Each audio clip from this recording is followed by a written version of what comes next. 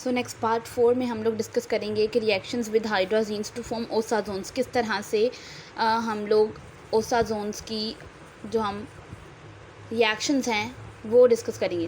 Reaction with hydrazines to form osazone, यानी जब भी कोई कार्बोहाइड्रेट्स हाइड्राजीन के साथ रिएक्शन करेगा तो वो ओसाजोन बनाएगा। ठीक है। Compounds form by heating sugar solution, क्या होता है कि ओसाजोन्स ग्रीनिश येलो कंपाउंड्स होते हैं और कैसे बनते हैं कि इसको हीट करने से शुगर सॉल्यूशन को फिनाइल हाइड्राजीन के साथ मिक्स करके हीट करने से बनते हैं। तो ये क्रिस्टल्स जो होते हैं ये फॉर्म्ड विद, यानी कि ये रिड्यूसिंग शुगर्स के साथ बनते हैं। आपको पता है ऑल मोनोसेक्राइड्स जो है वो सारे रिड्यूसिंग शुगर्स होते हैं, तो ये उनके साथ मिलके बनते हैं। शुगर जो होती है वो 3 मॉलिक्यूल्स ऑफ फिनाइल हाइड्रोजन के साथ रिएक्ट करके ओसाजोन बनाती है। अगर आप इस पिक्चर में देखें, you can C more better कि यहाँ पे देखें एक डी ग्लूकोज है, उसको कॉमन डी ओसाजोन में कन्वर्ट किया है, उसके अंदर देखें फिनाइल हाइड्रोजन का ऐड हो चुका है और अब वो हमारे पास मैनोज में, ये देखें मैनोज और ग्लूकोज दोनों का कॉमन डी ओसाजोन होता है, सेम स्ट्रक्चर बन रहा है। तो रिएक्शन जो है सिर्फ कार्बन नंबर 1 और 2 पे हो रहा है। ठीक है। फ्रुक्टोज, ग्लूकोज और मैनोज ये तीनों जो है वो सेम ओसाजोन बनाते हैं, यानी कॉमन डी ओसाजोन बनाते हैं। गैलेक्टोज जो है वो डिफरेंट बनाता है। लैक्टोज और माल्टोज जो है वो भी ओसाजोन्स बनाते हैं। बस आपने नाम याद रख लेना कौन कौन बनाते हैं, fructose, glucose, mannose, galactose, lactose. Sucrose जो है बेसिकली उसमें एल्डो या कीटो ग्रुप नहीं है, इसलिए ओसाजोन नहीं बनता। तो यही रीज़न है कि 1 और 2 कार्बन, क्योंकि वो फंक्शनल कार्बन होते हैं ना, उन पर फंक्शनल ग्रुप्स अटैच होते हैं, इसलिए रिएक्शन उन्हीं जगह पे होता है। बाकी सुक्रोज में एल्डो और कीटो ग्रुप नहीं है, तो इसलिए वो ओसाजोन नहीं बना रहे, यानी फ्री नहीं होता। बेसिकली वो नॉन रिड्यूसिंग होता है ना, ये नहीं है कि एल्डो कीटो ग्रुप होता नहीं, वो होता है लेकिन वो फ्री नहीं होता, मतलब वो अवेलेबल नहीं होता रिएक्शन के लिए। उसके बाद है reaction to form sugar alcohols, जब भी इनकी रिडक्शन होती है ना, कार्बोहाइड्रेट्स की रिडक्शन पे अल्कोहल्स बनते हैं। ग्लूकोज से sorbitol, galactose dulcitol, galactitol, mannose mannitol, ribose ribitol, fructose से सोर्बिटोल और मैनिटोल। अब आप देख रहे हैं ग्लूकोज भी सोर्बिटोल था और फ्रुक्टोज भी सोर्बिटोल है, लेकिन फ्रुक्टोज के साथ सोर्बिटोल के साथ एक और आ जाता है मैनिटोल, और ग्लिसरल्डिहाइड से ग्लिसरोल। तो ये वो शुगर 3 की ज़रा डिटेल देखें। मैनिटोल जो है वो पेशेंट जिनको सेरिब्रल एडिमा होता है, जिनके अंदर एक्यूमुलेशन ऑफ फ्लूइड हो जाती है विद इन द ब्रेन, वहाँ पे एज एन ऑस्मोटिक डाययूरेटिक यानी प्रेशर को रिड्यूस करने के लिए यूज़ करते हैं। फिर एडमिनिस्ट्रेटेड इंट्रावेनसली यानी वेनसली, यानी वेन्स के थ्रू, ड्रग्स के थ्रू, इंजेक्शन के थ्रू उनको वेन्स में इंजेक्ट करते हैं, और जहाँ पे जिनकी किडनीज फेल हो रही होती है वहाँ पे ऑस्मोटिक प्रेशर को बैलेंस करने के लिए यूज़ करते हैं मैनिटोल को। सॉर्बिटोल जो है ना आर्टिफिशियल स्वीटनर, यानी कि जो टेस्ट होता है, आर्टिफिशियल टेस्ट होता है स्वीटनिंग का, वो जो होता है उसके लिए यूज़ करते हैं। फिर उसके बाद जो आई लेंस होते हैं, जहाँ पे जिनको कहते हैं मोतिया हो गया, या जिनको शुगर रही है उनकी आंख में मोतिया हो गया, वहाँ पे ये जमा हो जाता है और ये सॉर्बिटोल वहाँ पे मोतिया कोस कर देता है। उसके बाद अब आज जो थी तीसरा रिएक्शन में ऑक्सीडेशन होती है। तो पहले रिडक्शन से अल्कोहल्स कहा और अब ऑक्सीडेशन से शुगर एसिड्स। ठीक है। अगर तो कार्बोहाइड्रेट्स में कार्बन नंबर 1 पे होती है ऑक्सीडेशन, तो वो ग्लूकोनिक एसिड बनाएगा। अगर तो कार्बन नंबर 6 पे होती है तो वो ग्लूकोरोनिक एसिड बनाते हैं। ठीक है। जो कि ग्लूकोरोनिक एसिड एक डीऑक्सीफाइंग एजेंट है, यानी कि डीटॉक्सीफाई करता है हार्मफुल केमिकल्स को, सब्सटेंसेस को, वेस्ट प्रोडक्ट्स को, बैक्टीरियाज को। तो ये इसमें बिलोरिबिन है, स्टीरॉयड हार्मोन्स है हमारे। और अगर 1 और 6 दोनों पे हो जाए तो ग्लूकैरिक एसिड। मैं एक बार दोबारा बता देती हूँ, 1 पे ग्लूकोनिक एसिड, 6 पे ग्लूकोरोनिक एंड 1 और 6 पे glucaric acid. You can see here in the picture glucose से यहाँ पे ब्रोमीन की प्रेजेंस में, ब्रोमीन वाटर की प्रेजेंस में ऑक्सीडेशन हुई, ग्लूकोनिक एसिड बना। ठीक है। फिर हमने दोबारा से नाइट्रिक एसिड की प्रेजेंस में इसकी स्ट्रॉन्ग ऑक्सीडेशन करा दी, तो वो ग्लूकैरिक एसिड बन गया, यानी हमने पहले 1 पे करवाई और अब हमने 6 पे करवाई।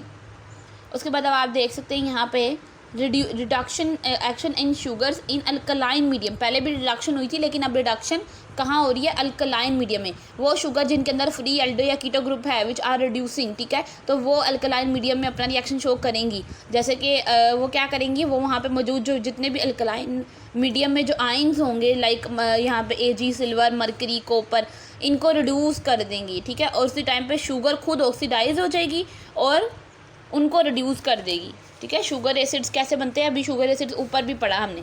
तो शुगर एसिड्स में ऑक्सीडेशन होती है, तो शुगर अपने आप को ऑक्सीडाइज कर लेती है और उन आइंस को रिड्यूस कर देती है। फिर एक्शन ऑफ एसिड्स में क्या होता है, वो अल्कलाइन मीडियम में पहले हमने पढ़ा, अब हम देख रहे हैं एसिडिक मीडियम में।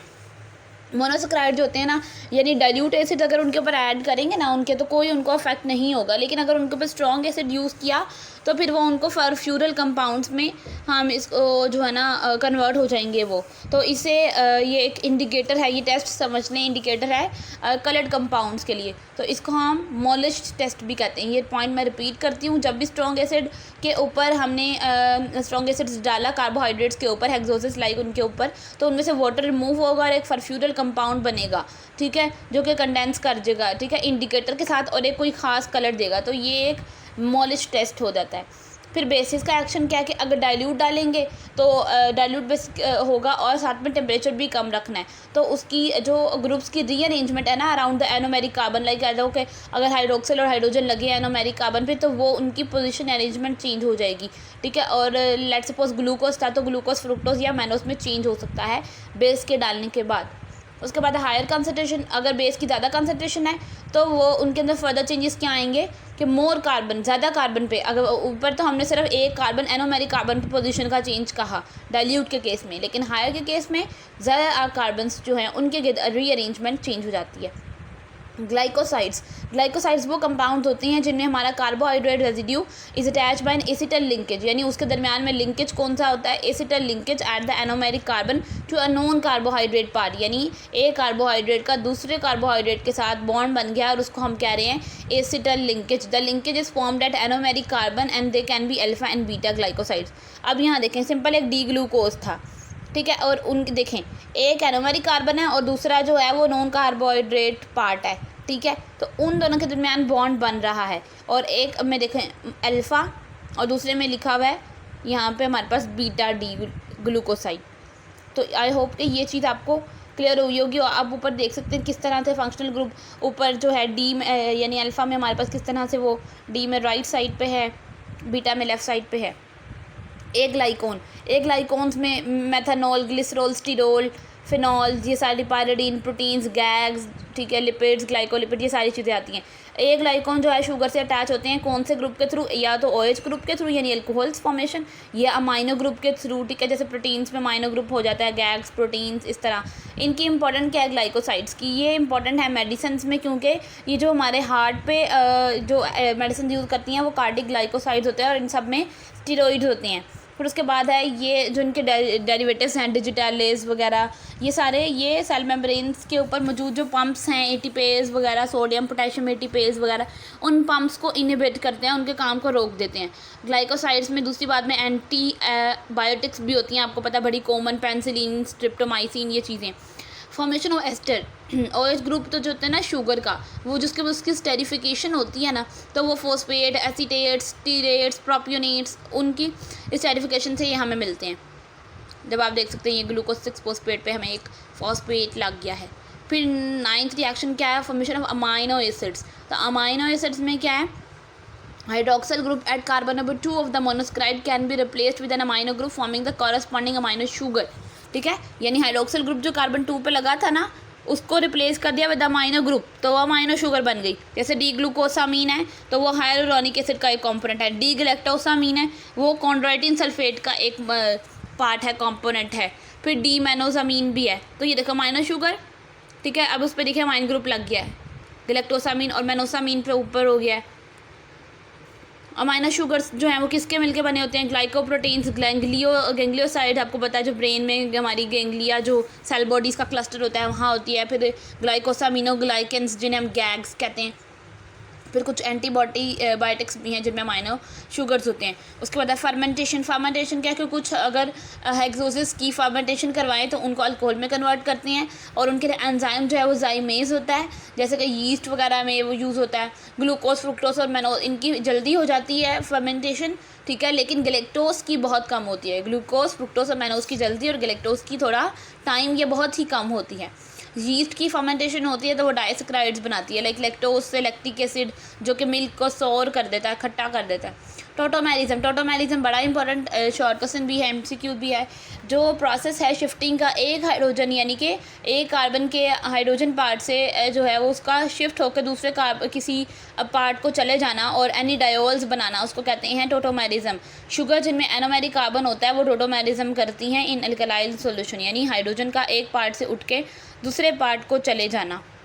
सो आई होप ये रिएक्शन समझ आ गए होंगे। मैं एक बार ना आपको दोबारा इसकी ना बता देती हूँ कि हमने कौन कौन से रिएक्शन सारे पढ़े, ताकि आप ना एक बार उसको रिवाइज़ कर लो। केमिकल प्रॉपर्टी में सबसे पहले हाइड्रोजीन्स के साथ रिएक्शन से ओसाजोन बनते हैं, रिडक्शन से अल्कोहल्स बनती हैं, ऑक्सीडेशन से शुगर एसिड्स बनते हैं, और अगर रिडक्शन अल्कलाइन मीडियम में हो फिर भी शुगर एसिड्स बनते हैं। अगर एसिड्स का ऊपर रिएक्शन हो तो फर्फ्यूरल कंपाउंड्स होते हैं। बेसिस का रिएक्शन हो तो अरेंजमेंट चेंज हो जाती है।